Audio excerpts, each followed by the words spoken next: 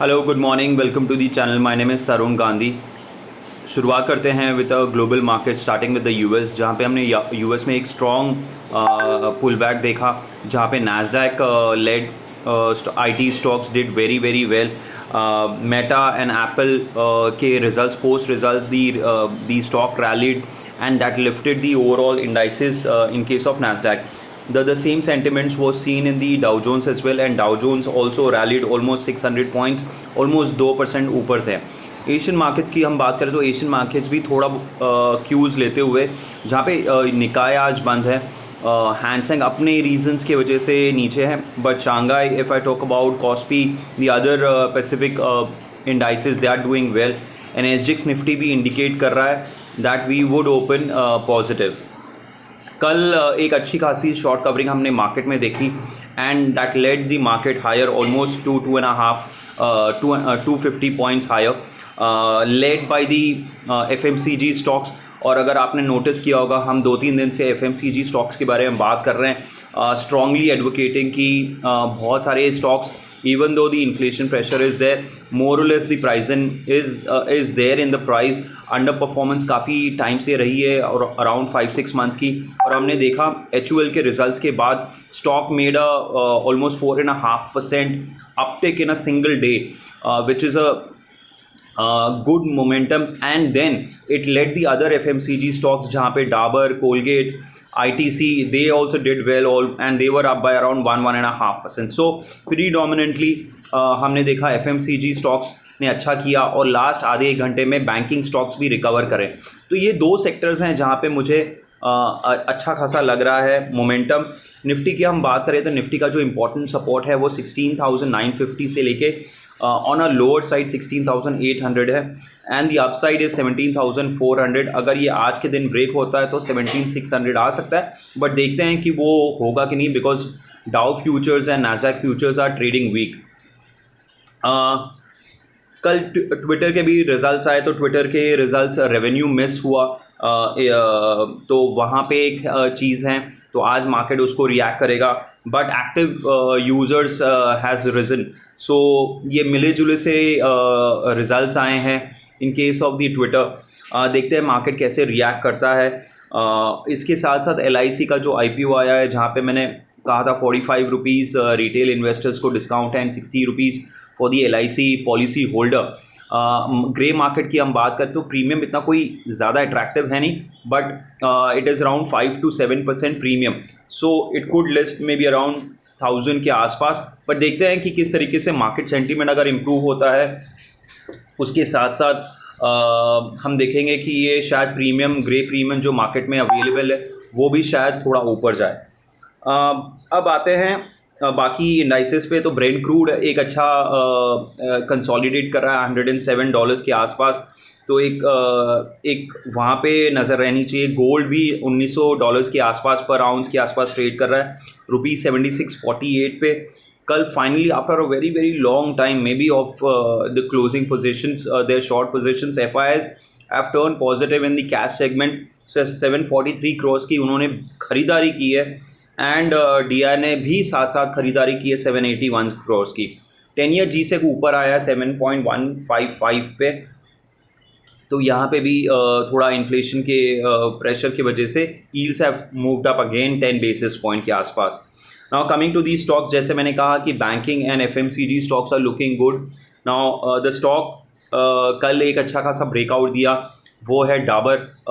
After 4 attempts closing about 570 नहीं हुआ, फिर ब्रेक डाउन हुआ, finally it closed about 570 level. So Dabur is looking good for at least target of 590 से लेके 600 rupees. ये मैंने अपने ट्विटर हैंडल पे भी मेंशन किया है कि after HUL the next stock which I am looking at is Dabur early in the morning. और हमने सेकेंड हाफ में देखा डाबर डिड वेल, और 570 के ऊपर क्लोज हुआ, स्ट्रांगली क्लोज हुआ।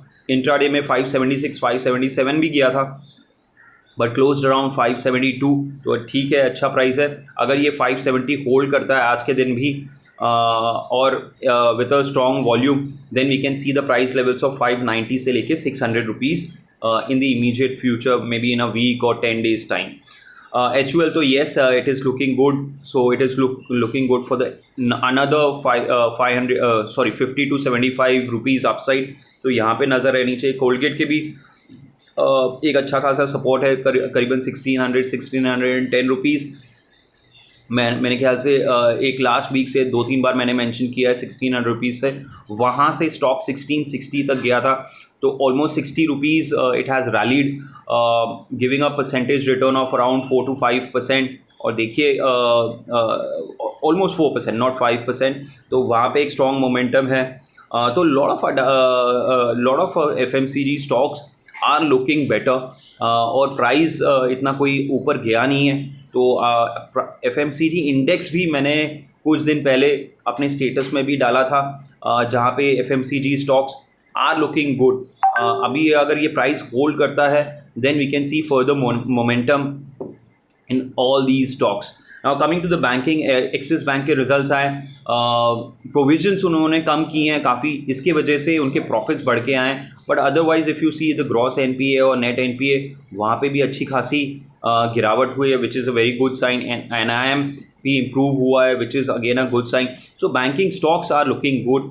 ये मैंने पहले भी कहा है, led by the Axis, ICICI and in PSU State Bank of India.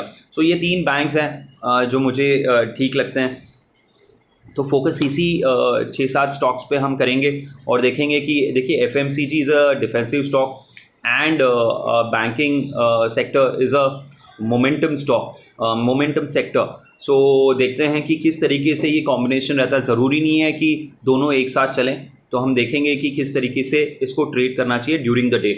साथ साथ मैं लास्ट में एक कल मीडिया TV 18 की न्यूज़ आई थी, जहाँ पे Reliance is getting a majority share, और डाइल्यूशन की वजह से जहाँ पे तो जितनी भी मैंने न्यूज़ पढ़ी उतना समझ में आया कि डाइल्यूशन की वजह से दी नेटवर्क 18 उनके लिए इतना बेनिफिशियल नहीं है, शेयर होल्डर्स के लिए बेनिफिशियल नहीं है। But the clarification is still pending from how the deal will proceed and कितना स्टेक डाइल्यूशन होगा, क्या होगा, इसके डिटेल्स अगर आएंगे तो ज़्यादा पता चलेगा। But otherwise the stock reacted to the deal itself, कि जहाँ पे नेटवर्क 18 का जो कि शेयर होल्डर्स हैं उनको कोई ज़्यादा फ़ायदा होगा नहीं, जिसकी वजह से stock reacted and close almost like a down circuit, 15-20% लो। तो देखते हैं कि होपफुली इन अ डे और 2 क्लैरिफिकेशन आ जाए, then again the stock will come back. देखिए यही मैं कहता हूँ कि हमेशा एक सिंगल स्टॉक पे आपको फोकस नहीं करना चाहिए, एक डाइवर्सिफाइड पोर्टफोलियो रखना चाहिए, ना कि अगर मैं डिफेंसिव ले रहा हूँ तो उसके साथ साथ एक हाई बीटा सेक्टर भी ले रहा हूँ जैसे बैंकिंग। तो you need to have a mix. Media as such मुझे ओवरऑल अच्छा लग रहा है। अगर मैं बाकी स्टॉक्स भी कहूँ, Zee media, Zee entertainment and network 18, बहुत सारे मीडिया स्टॉक्स हैं, तो बहुत सारे स्टॉक्स है, कोई प्रॉब्लम नहीं है। बट डील स्पेसिफिक अगर कोई न्यूज़ आती है तो नोबडी नोज़ की डील क्या आने वाली है और कैसे आने वाली है। तो यस, इसका क्लैरिफिकेशन एक बार आ जाए तो पता चलेगा कि हमें एज अ शेयर होल्डर रखना चाहिए या नहीं रखना चाहिए।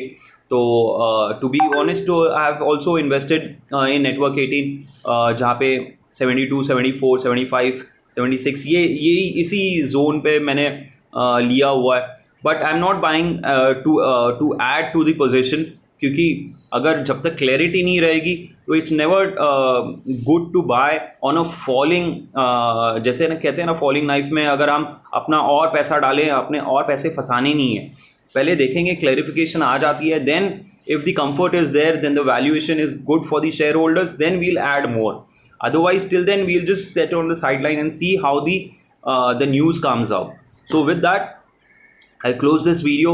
अगर ये वीडियो आपको अच्छा लगा तो प्लीज़ लाइक एंड सब्सक्राइब कीजिए, अपने फ्रेंड्स फैमिली ग्रुप्स में शेयर कीजिए, और उसके साथ साथ अगर आपकी कोई सजेशन है तो प्लीज़ मेंशन कीजिए कमेंट बॉक्स में। So thank you so much.